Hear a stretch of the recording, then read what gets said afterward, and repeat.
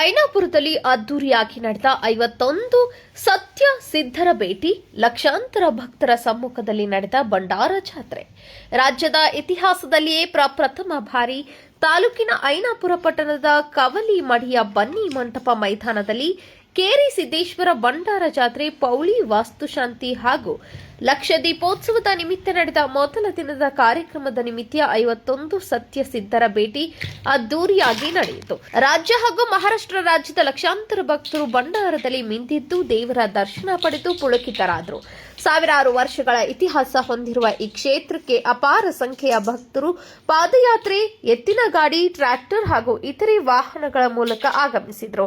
ಕರ್ನಾಟಕ ಅಷ್ಟೇ ಅಲ್ಲದೆ ಮಹಾರಾಷ್ಟ್ರ ರಾಜ್ಯದ ಸತ್ಯ ಸಿದ್ಧರು ಅದ್ದೂರಿ ಪಲ್ಲಕ್ಕಿ ಉತ್ಸವ 51 ಸತ್ಯ ಸಿದ್ಧರು ಪಾಲ್ಗೊಂಡು ದೇವರ ವಂಶಾವಳಿಯ ದೇವರು ಪಲ್ಲಕ್ಕಿಗಳ ಸಮಾಗಮನ ನೋಡುಗರ ಕಣ್ಮನ ಸೆಳೆಯಿತು.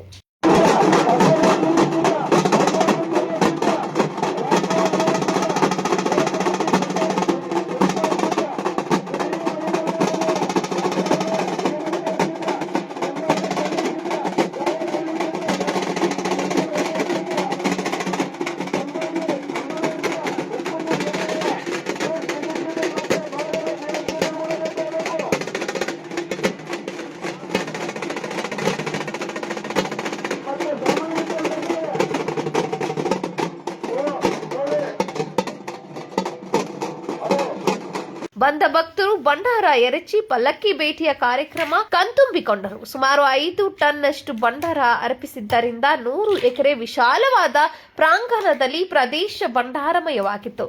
ದೇವರ ಸ್ಪರ್ಶದ ಪ್ರಸಾದ ರೂಪದ ಭಂಡಾರವನ್ನ ಭಕ್ತರು ಮನೆಗೆ ಒಯ್ಯುತ್ತಾರೆ. ರೈತರು ತಮ್ಮ ತೋಟದ ಬೆಳೆಗಳಿಗೆ, ಕೃಷಿ ಹೊಂಡಕ್ಕೆ, ಸಾಕು ಪ್ರಾಣಿಗಳಿಗೆ ಹಚ್ಚುತ್ತಾರೆ. ಈ ಭಂಡಾರದಿಂದ ಉತ್ತಮ ಆರೋಗ್ಯ, ಸಂಪತ್ತು ದೊರೆಯುವುದು ಎಂಬ ನಂಬಿಕೆ ಭಕ್ತರಲ್ಲಿದೆ. ಇಡೀ ರಾತ್ರಿ ಜಾಗರಣೆ, ಜಾತ್ರೆ ಅಂಗವಾಗಿ ಜಾಗರಣೆಗಾಗಿ ದೇವರ ನಾಟಕ, ಡೊಳ್ಳಿನ ಹಾಡು, ಇತರೆ ಮನರಂಜನೆ ಕಾರ್ಯಕ್ರಮಗಳು ಇರುವುದರಿಂದ ಭಕ್ತರು ರಾತ್ರಿ ಇಡೀ ಭಕ್ತಿಯ ಭಾವದಲ್ಲಿ ತೇಲಿ ಜಾಗರಣೆ ಮಾಡಿದರು. ಭೇಟಿಗೆ ಬರುವ ಲಕ್ಷಾಂತರ ಭಕ್ತರಿಗೆ ವ್ಯವಸ್ಥಿತವಾದ ಅನ್ನದಾಸೋಹ ಕಾರ್ಯಕ್ರಮ ನಡೆಯಿತು.